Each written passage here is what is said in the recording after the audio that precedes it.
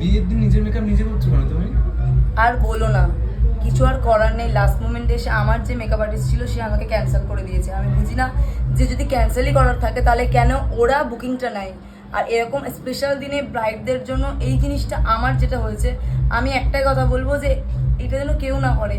আর আমি এতটা রেগে গেছি যে আমার মনেই হচ্ছে মেকআপ আর্টিস্টের নামটা বলে দিই, বাট আমি বিশ্বাস করে চাইছি না যে তার একটা ব্যাপার হয় না কি একটা পার্সোনাল, সবাই তাকে অ্যাটাক করবে।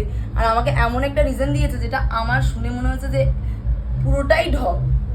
অলরেডি 6টা বাজে আর কিছু বলা নেই। এরপরে আমার গেস্টরা চলে আসবে, তো আমার যেটুকু মেকআপ ছিল আমি সেটুকু মেকআপ দিয়ে আমি এখন নিজের মেকআপ করছি। তোমরা তো সবই শুনলে, এই প্রসঙ্গে আমি আর কোনো কথা বলতে চাইছি না। তোমরা যদি পুরো ভিডিওটা দেখতে চাও আমার ইনস্টাগ্রাম অ্যান্ড ইউটিউবে সব কিছুই পোস্ট করা আছে, তোমরা ওখানে গিয়ে দেখতে পারো। বাট ফাইনাল লুকটা হলো এটা। তোমাদের কেমন লাগলো অবশ্যই তোমরা জানিও।